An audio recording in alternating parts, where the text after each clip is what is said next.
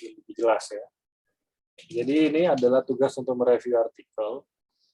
Jadi dari pertemuan ketiga ya.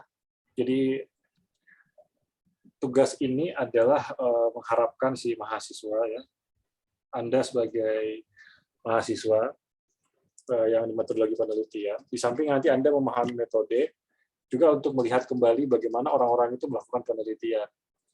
Nah ini penting sekali supaya memantapkan perasaan Anda ya, pikiran Anda bahwa apa yang Anda lakukan ini adalah sesuai dengan apa yang mungkin relevan dilakukan oleh orang lain. Gitu. Jadi misalnya begini, di tugas ini saya kasih Anda itu tugas 1 minggu 1 artikel. Jadi Anda pertama itu cari artikel di Google Scholar ya tadi ya, artikel apa saja yang sesuai dengan minat penelitian Anda atau topik penelitian Anda. Misalnya kayak tadi siapa tadi Zulfa tadi dia ingin meneliti tentang bullying. Maka usahakan di 10 artikel itu adalah tentang bullying semua. Gitu. Jangan loncat-loncat. Misalnya pertemuan ketiga misalnya Anda mengerjakan bullying. Nanti setelah bullying Anda kerjakan konsep diri. Nah, itu kan jauh sekali. Nah, maksudnya apa? Semakin Anda terbiasa dengan membaca ya konsep bullying di beberapa versi artikel penelitian, nanti Anda akan dapatkan titik celah di mana nanti Anda bisa melakukan penelitian. Karena di sini Anda tidak hanya membaca, tapi Anda untuk melihat bagaimana orang tersebut melakukan penelitian dan melaporkannya dalam bentuk artikel. Nah, kan kalau misalnya sekarang, misalnya saya minta Anda tolong ke perpustakaan Unindra baca skripsi, itu kan kayaknya akan sedikit membosankan. Kenapa? Skripsi itu tebalnya mungkin 1 halaman, ya. Kalau baca artikel ya paling 7 sampai 10 halaman, dan itu semua rangkumannya menjadi lengkap. Jadi per mahasiswa itu setiap minggu 1 artikel. Nanti kumpulnya bukan per minggu ya, nanti terakhir pertemuan 13 dikumpul. Jadi pertemuan ke-12 itu dikumpulkan yang weekly tesnya, yang metodologi, nah yang reviewnya di pertemuan 13. Jadi dari pertemuan 3 sampai pertemuan ke-12 itu ada 10 artikel. Ya, jadi ada 10 kali mereview. Mereviewnya itu gampang, tidak terlalu susah. Cukup Anda cari 1 artikel dan jawablah pertanyaan-pertanyaan dari nomor 1 sampai dengan pertemuan nomor 11. Sebagai contoh ya, coba kita ini ya. Ini udah catat belum? Udah catat apa belum? Yang itu.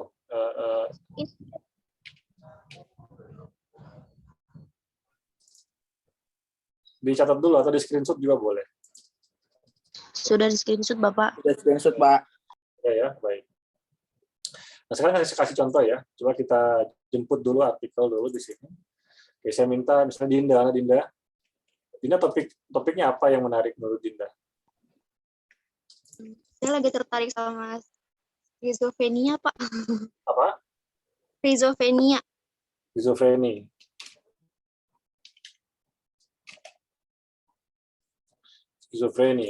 Skizofrenia. Oke. Mungkin kita ambil saja ini misalnya ya. Hubungan dukungan keluarga dan keberfungsian sosial pada pasien skizofrenia rawat jalan. Ya. Ini mudah-mudahan artikel ya, kita cek dulu. Oh, ini skripsi ya. Oke, kita bukan skripsi ya, kita cari artikelnya. Coba cari yang lain. Ini repository. Coba cari artikel. Artikel itu artikel di jurnal ya. Jangan cari yang di skripsi ya, di artikel. Kalau misalnya ada kayak e-print gini, ini bukan artikel. Ya, kecuali nama jurnalnya kelihatan. Nah, kayak ini. India Nursing Journal. Nah, coba kita baca ini artikelnya, karakteristik pasien skizofreni dengan riwayat rehospitalisasi. Artinya orang yang pernah dirawat, masuk kembali dirawat di skizofreninya. Kita lihat ya. Nah, ini dia. Kita buka mana yang lebih cepat. Ini dia ya. Saya buka dulu. Oke. Ya, ini ya. Nah, tadi misalnya siapa tadi? Student kita tadi apa? Dinda ya.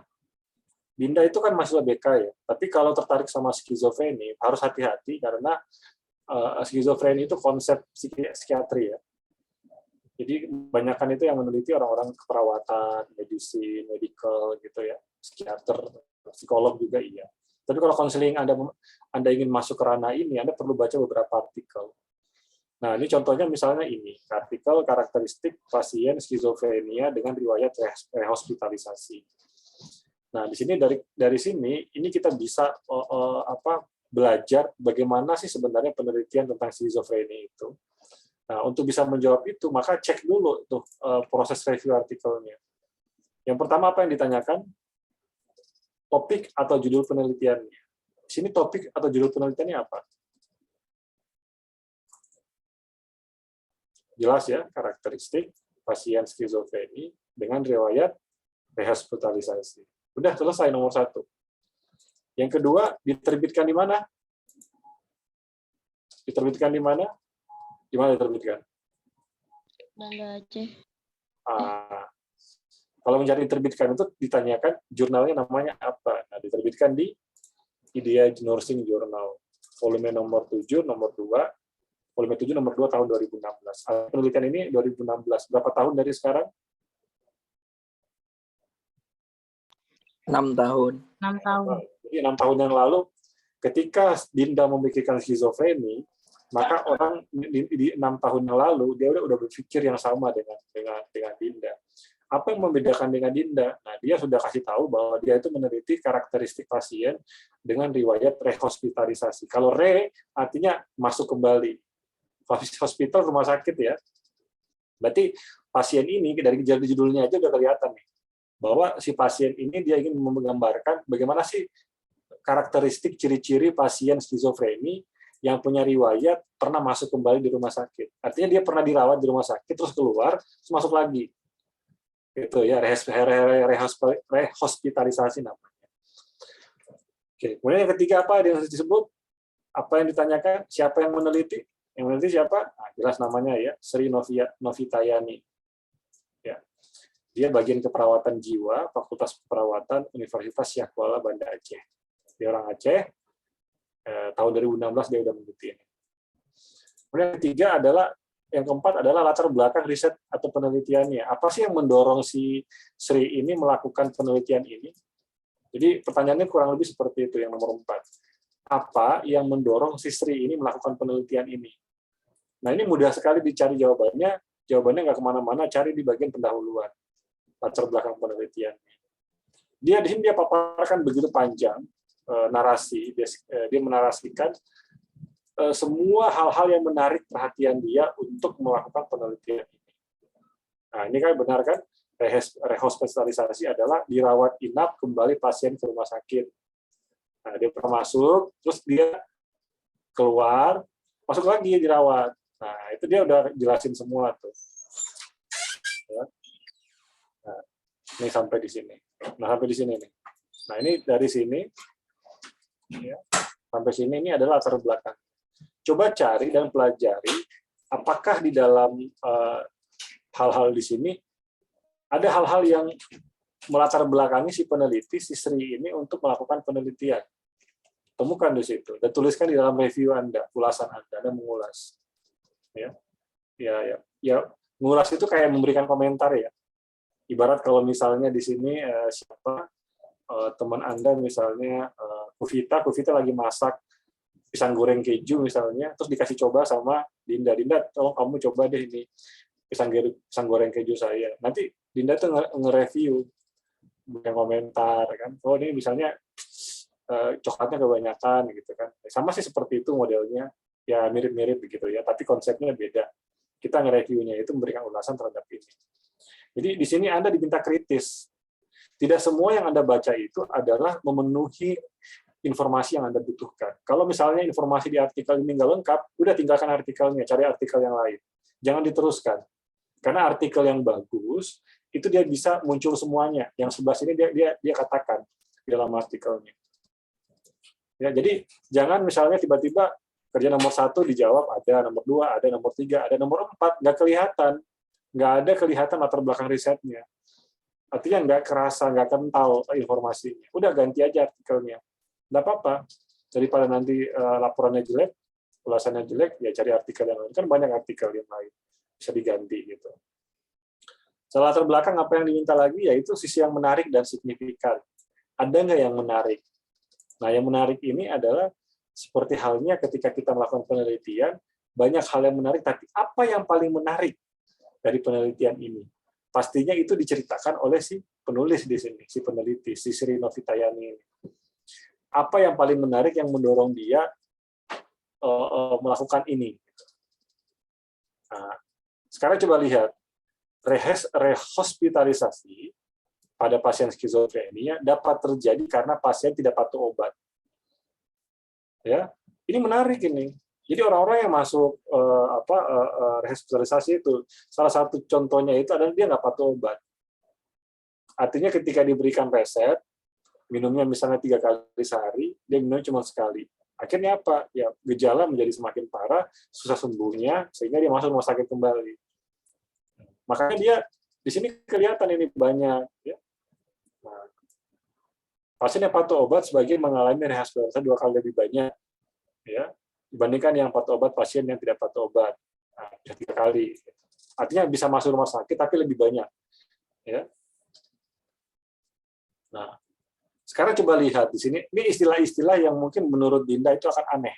Kenapa? Karena bukan bidang konseling. Ini udah bidang keperawatan. Ada obat-obatan di sini, risperidon, kemudian olazapin, ya. Itu istilah-istilah di bidang mereka yang nggak bisa dipahami oleh dia. Jadi hati-hati ketika memasukkan skizofreni, karena bisa saja dia berbau medis. Nah, ini ketika kita melakukan penelitian seperti itu, udah mulai baca artikelnya, udah mulai kelihatan, oh ternyata kalau saya ambil kayak gini, bisa-bisa saya masuk di medis ini. Ntar gimana, konselingnya gimana ya menghubungkannya. Makanya kita bisa cepat-cepat banting setir, nyari topik yang lain, misalnya, nggak jadi deh skizofreni. Setelah dibaca satu artikel, udah rasanya nggak pas ini, saya nggak bakal nguasain deh kalau kayak gini. Nggak pernah diajarin oleh dosen-dosen saya di Unitra masalah pasien dengan obat-obatan ini. Ini kayaknya nggak cocok. Ya, jadi makanya konsep skizofreni meskipun mendorong kita untuk kita tertarik untuk bicara itu, tapi belum tentu secara keilmuan kita punya kapasitas untuk mengulas itu. Kenapa? Karena informasi selama kita kuliah dari semester 1 sampai dengan semester 6 sekarang ini, tidak ada informasi yang bisa membantu Anda. Untuk apa? Untuk menyelesaikan persoalan ini. Karena tidak diajari, memang bukan bidang kita istilahnya, ya. Nah, kayak gitu bahasanya. Makanya ketika ini dipaksakan untuk dilakukan, nah Anda bisa patah di tengah jalan.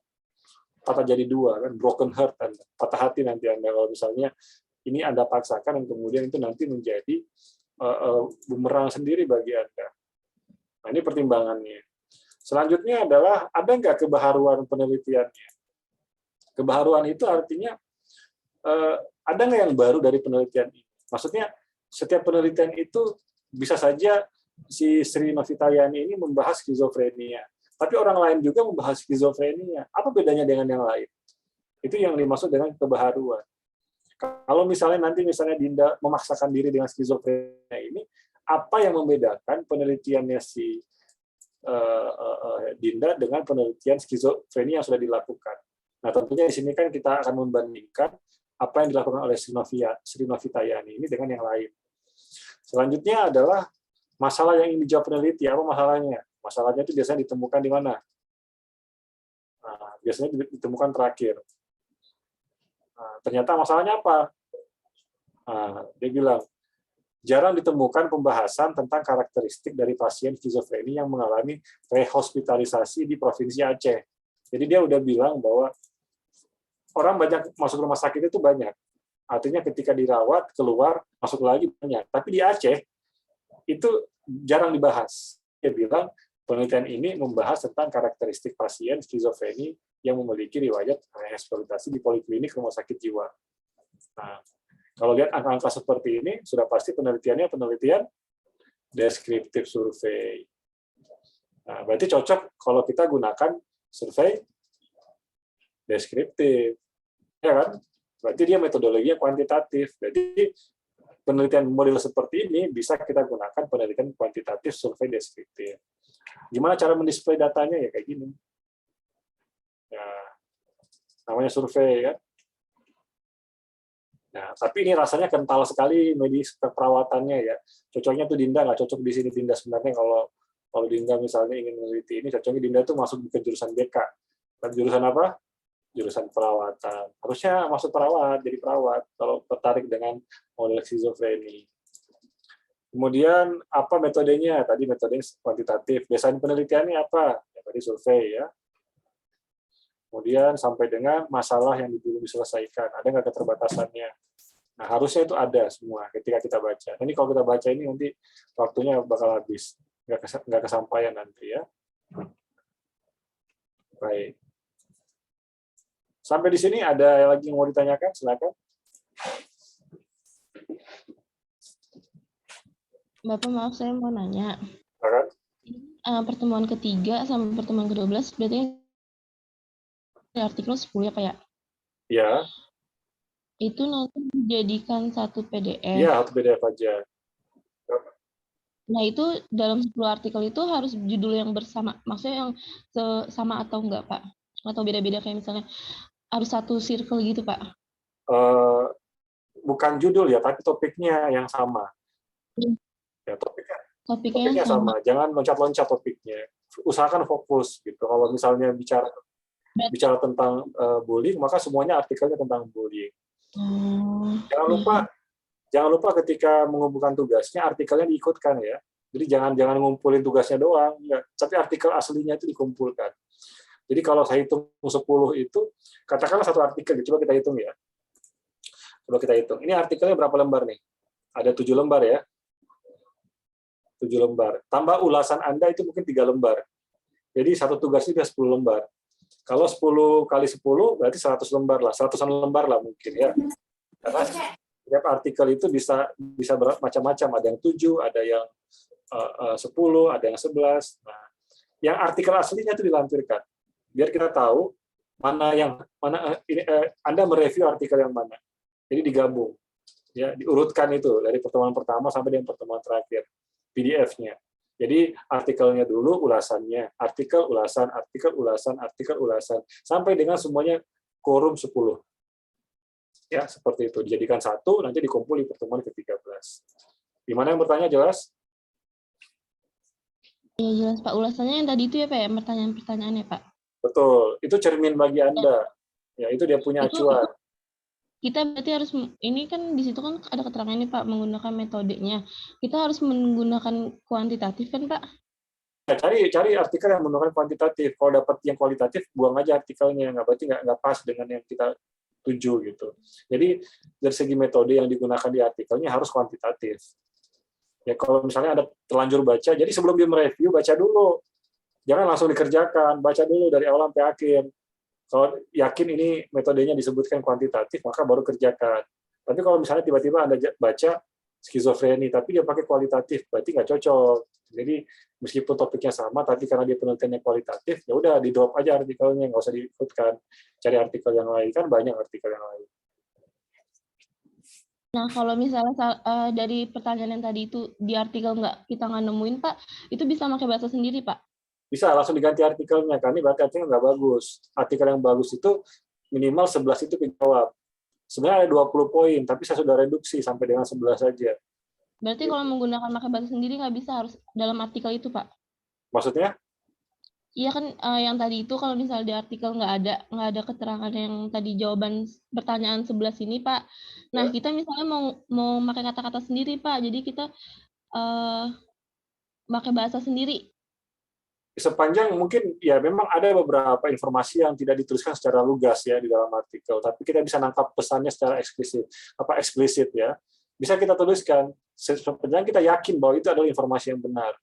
Tapi kalau kita menaruh interpretasi kita buat kesimpulan berdasarkan pikiran kita yang tidak ada informasi di dalam artikel, itu jangan.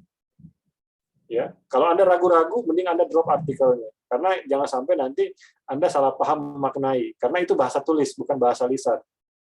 Ya, bahasa tulis, bahasa lisan itu pemaknaannya harus berbeda. Makanya ketika membaca itu harus betul-betul kita seolah-olah melihat semua itu secara luas ya, secara luas, dan bisa kita tangkap pesan yang dimaksudkan oleh si peneliti.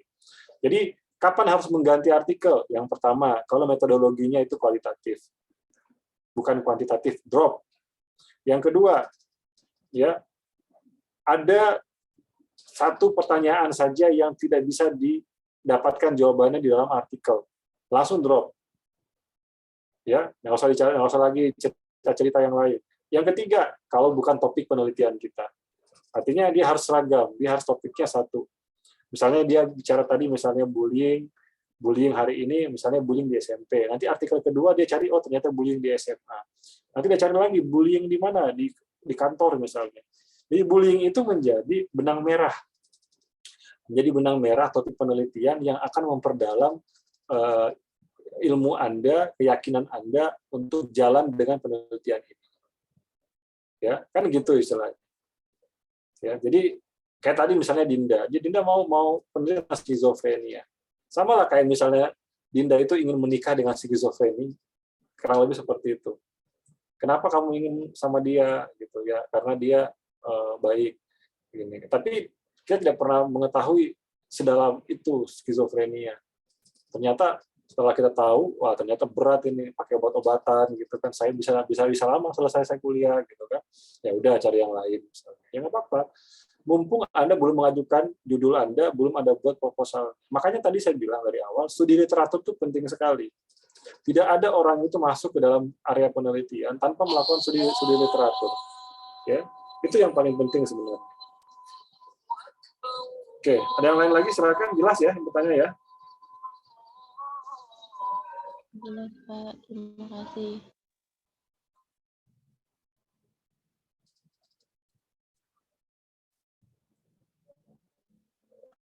Oke. Ada lagi yang lain? Pak, mau nanya Ya, silakan. tentang artikelnya itu, apa ada batasan tahunnya? Eh, Tahun rilis artikel sama pas kita review itu apa ada batasannya gitu, Pak? nggak ada. Itu kembali kepada si yang review ya. Paling bagus sih sebenarnya buka tahun-tahun itu 10 tahun terakhir ya, paling bagus. Jadi yang kalau sekarang 2022 berarti ya paling tidak 2012 artikelnya. Karena kalau terlalu lama juga ntar itu jadul ya, penelitian yang jadul. Jadi mungkin saja sudah berubah secara teori, nggak kepake lagi. Ya, kita masa coba misalnya kita gunakan teori tahun 70 dipakai di tahun 2022. Ya mungkin kalau di ilmu kedokteran mungkin masih bisa ya, tapi kalau mungkin sekarang itu ya teori motivasi tahun 70 sama teori motivasi tahun 2020 pasti ada bedanya ya. Nah, makanya usahakan 10 tahun terakhir. Nah, ini makanya pentingnya Anda mereview artikel. Karena Anda tahu gitu ya. Anda tahu gitu. Anda tahu oh ternyata gini ya, nanti tantangannya kayak gini. Karena di dalam artikel diceritain semua bagaimana dia lakukan penelitian, ngumpulin datanya bagaimana, analis datanya kayak gimana. Itulah ketika Anda masuk ke dalam suatu area penelitian harus betul-betul yakin bahwa itu adalah betul-betul Anda bisa jalankan. Ya, skizofreni misalnya. Bisa nggak misalnya Dinda dapatin orang gila misalnya skizofreni?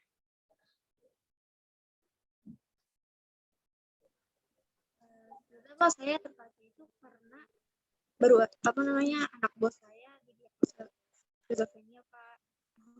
Suaranya nggak keluar, gimana maksudnya?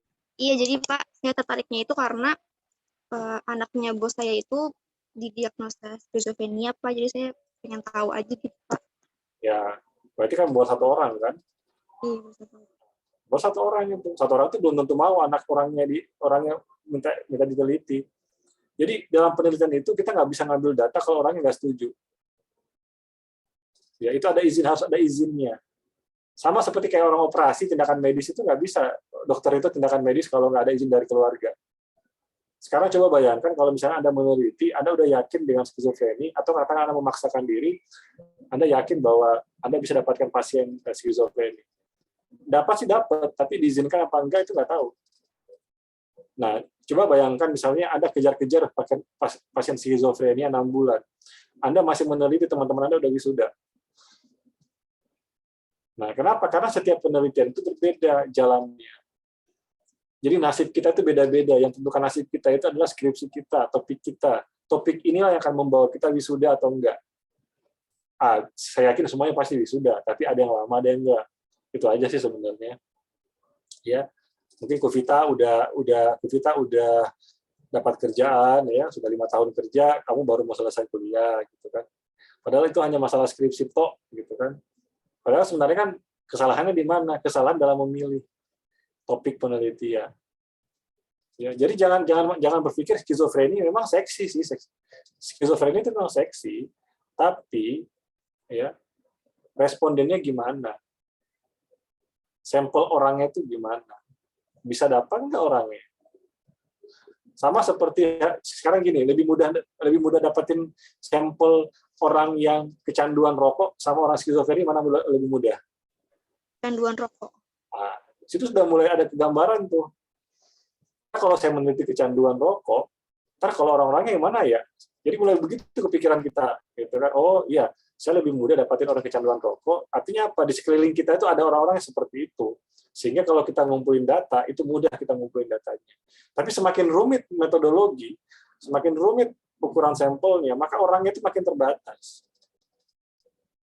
Coba misalnya Anda meneliti tentang misalnya pasien kanker. Ya, tentang pasien kanker. Anda harus cari orang yang sudah kanker, yang kena kanker gitu. Kanker ini macam-macam. Ada kanker hati, ada kanker darah, ada kanker paru-paru. Nah, kanker yang mana maksudnya? Gitu. Di satu Jabodetabek ini mungkin sampelnya itu mungkin nggak cukup 100 orang. Ya kan? Nah, bayangkan orang lagi penyakitan, terus kamu datang buat meneliti. Dia mau buka diri nggak buat kamu? Ya, itu udah kebayang itu kompleksnya ya, tiba-tiba misalnya dia udah pikirin penyakitnya, dia udah capek, dia udah stres, ntar lagi mungkin mau mati gitu kan, tiba-tiba kamu datang mau ambil data penelitian. Itu tuh yang bisa dipastikan itu dia nggak bakal, keluarganya pasti ngusir kamu tuh.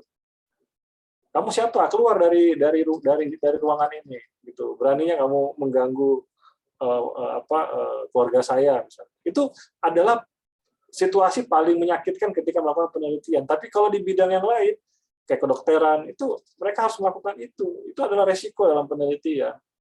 Kena usir, kena caci maki. Kenapa? Karena kita yang menentukan. Ini orangnya udah kanker stadium 4, terlagi udah misalnya apa gitu, atau pasien ginjal misalnya udah berapa kali cuci darah, tiba-tiba kamu datang, lalu Bapak, saya ambil data penelitian. Nah, itu kamu sama dengan ini bakal kena usir itu, bakal kena marah itu. Nah, makanya judul tidak semata-mata judul, pikirkan juga sampel-sampelnya, orang-orang yang bakal dimintai datanya. Nah, itu dari situ udah kelihatan itu sebenarnya penelitian kita tuh bakal berhasil apa enggak. Bakal running well apa enggak. Ika yang bertanya, tadi siapa yang bertanya? Saya, Pak. Ya, Sapari ini Masih, jelas Pak. ya? Iya, Pak. Baik. Sepertinya sudah azan ya. Kalau begitu ya kita akhiri dulu pertemuan kita pada malam ini ya.